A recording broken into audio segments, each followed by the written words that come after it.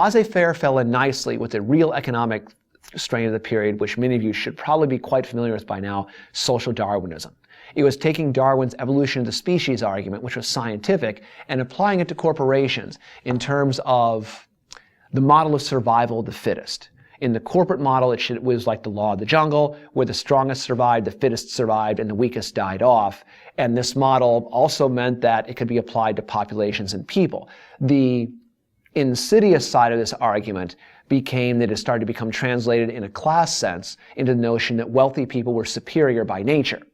And this is an argument that's going to get considerable backlash among the rest of the population. But also tied in with this came the notion of the gospel of wealth. Gospel of wealth argued that the wealthy, once you'd made your money by whatever means you saw fit, the wealthy could then act in sort of a patrician or paternalist manner and distribute that money and kind of share that as a good steward for all the other people, building schools and libraries and doing good works of charity, etc. But under survival of the fittest doctrine, they were under no obligation to necessarily have to do so. These policies certainly generated their critics, and laissez-faire definitely, even as it does today, has people that question the validity of this as an economic model to follow for a democratic nation state. Among these were Henry George with Progress and Poverty. Three main authors here. Henry George, who argued that inequality's source was the rising value of land and that a single land tax ought to be proposed so that landlords could not necessarily exploit their tenant farmers and sharecroppers and the small landowners and try to end monopolies and bring social progress. Edward Bellamy, in looking backward, argued that extremes of wealth and poverty had to be countered by some sort of government action. Otherwise, you would have too few with everything and a vast amount of society with nothing. And in his fictional account of life in the future, he argued that this model should and needed to be changed and replaced with a more equitable model for a state that was free of such vicious competition, where you could have so many losers who were not losers because of anything that they did wrong, but simply losers because of where they started out economically and socioeconomically in life. The argument being, for instance, during this time, what one small independent producer starting his own mom and pop oil refinery business or steel company was really going to truly take on Standard Oil or Carnegie Steel and ever be their peer equal. The argument or criticism against this free market capitalism was once powers got on top, they would then be in a position to dominate and make sure no one else could even out and come in to and break through and get into that top level. So they argued there was a flaw, these critics did, in the survival of the fittest model. Henry Demarest Lloyd in Wealth Against Commonwealth argued that trusts, large business combinations, Rockefellers in particular, were going to produce a form of economic peonage or slavery, whereby the producers, being the actual wage-earning workers, would wind up as almost virtual slaves of these corporate titans, and that cooperation with the government owning means of production was going to be at the way to stop this. In other words, private corporate enterprises would have to be broken up or subsumed or controlled by the government in order to get some sort of equality. So say the critics of this time period. Now, in terms of the impact on labor, some of this impact we've seen earlier. Woman and child labor was purely legal and was the norm during this time, and there were significant advantages to it for both the family households and for corporate America. For corporate America, women and children were paid less, which benefited their profit margins. For the family, it could be useful because all members of the family could contribute to the productive economic survival of the family, even if they were being paid at a substandard wage. For male workers, white male workers in particular, women and child labor was an unwelcome competitive threat, even though some of their own wives and sons and daughters were working in this model as well. Because what this meant, when you coupled it with the assembly line model, was the decline of the craftsman.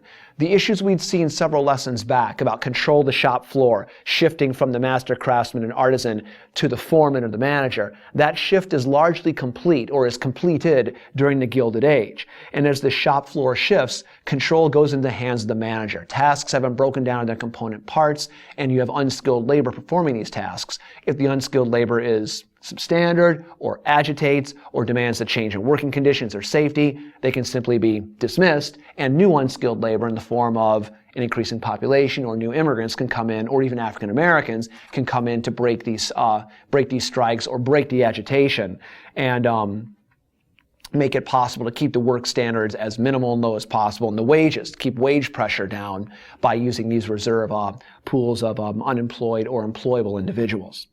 In terms of the nature and conditions of work, we see that the hours were increasing, safety was decreasing, and there was minimal compensation and benefits for people that were engaged in accidents and were disabled on the job in any way, shape, or form. They were in many ways not of use to the company anymore and were dismissed, and it was just their tough luck. So we do see also an increasing regimentation in work as the tyranny of the clock and the tyranny of the assembly line comes to dominate the means of production in these facilities, and work becomes alienated from the worker, and work becomes the workers become sort of like this mindless drudge in many ways, like what the old slave was in the slavery wage slave model. The worker becomes this automaton who is trapped in their work and can't break out of their work, and there's no real place for them to rise other than to work harder and work faster till they can't do that anymore and then reach their ultimate release. That being said, the middle class did emerge during this time as you begin to have this modest level of clerical occupiers who are doing jobs of middle management in these factories. A white-collar world begins to exist of accountants and of managers who are going to run some of these factories and firms, and is going to lead to the business professions beyond simply the laborers. We're going to see an emergence of a class whose standard of living does start to rise. And in general, for most Americans, there were opportunities to still improve even under these conditions and rise their standard of living, and rise that certainly for their children. Now, the issues that this brings up for labor in many ways involves the creation of what is called collective bargaining. We see during this time a movement towards trying to unionize or organize labor, not unrelated in many ways to the movements that we saw to try to organize the farm, through the Farmers Alliance in earlier chapters, to the populist movement, early chapters, etc. And the first unions start out by fits and starts. You have the National Labor Union in 1886, which is trying to, under Uriah Stevens, trying to essentially form one big union of all sorts of people, men, women, skilled and unskilled, and promoting the goals of higher wages and the 8-hour day. And they also want to have a broad social program, change politics in America. This union in many ways collapses after the strikes of 1877, and there's also enough reserve unemployed that they can break strikes, and the union doesn't really have a whole lot of progress after that. The Depression of the time period, 1873, also meant people were interested in working whether the conditions were bad or not. The alternative was to be out on the street. Knights of Labor of 1869 follows, and the Knights of Labor, under Terence Powderly, tried to also extend union recognition to all members, to all workers, black and white, men and women, skilled and unskilled, and tried to advance the idea of preventing child labor, getting rid of monopolies, changing the American social order in many ways.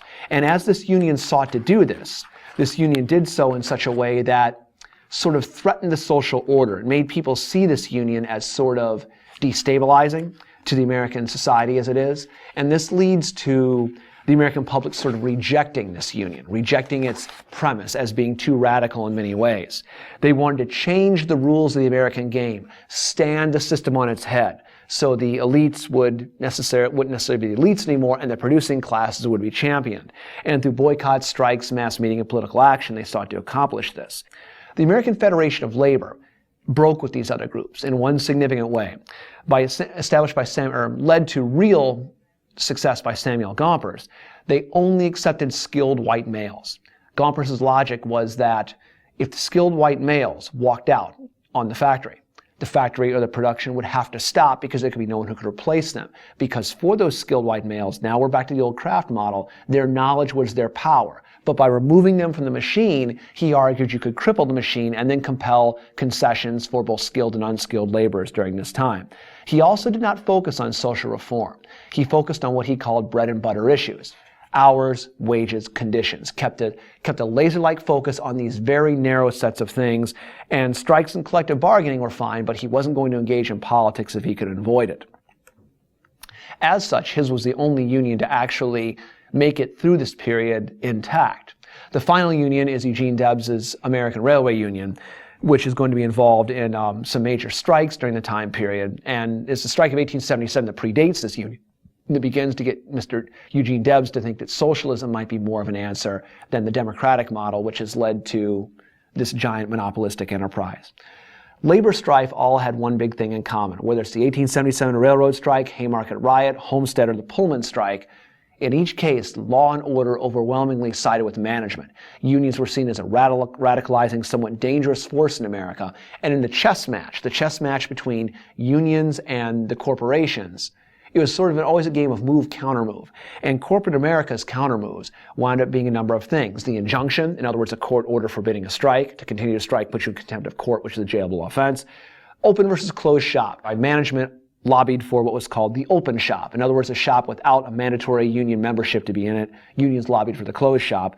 Blacklisting individuals. In other words, passing around names of people who are union activists, making sure they could not be employed by any corporations as a threat to not have them unionize. Yellow dog contracts, having people sign agreements promising not to join unions once they were going to work for someone. And then lastly, the deployment of law and order. Either the state militia or federal troops or even private security forces were all set up in many ways to work against unions and see unions as the enemy, and largely to a certain extent see labor as the enemy. And so labor was a necessary evil that corporate America felt they had to contend with and deal with, but it wasn't like they were welcome and open to it. Now, in each of these strikes, the workers, for their part, were trying to either make some changes in the social order, change their hours, labor, wages, and conditions, but they're not going to get very far. And this is sort of important for the AP exam in a long-term sense.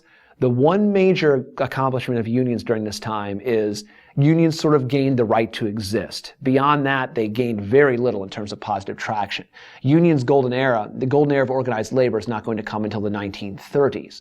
And so we're a long ways away from union America being seen as a part of bread and butter everyday American life. That time will come, but not in this unit here. In this unit here, unions made their case and agitated, but like the populists for rural America, as we'll talk about their agitation in a separate unit, a separate lesson, they fell far short of their goals and expectations because the established order was able to overtake their demands and were stronger in countering and resistance to those demands. But those lessons come in a few separate units later on regarding changing the American way of life, or the struggle to change that life with the election of 1896. We'll see that later on down the line.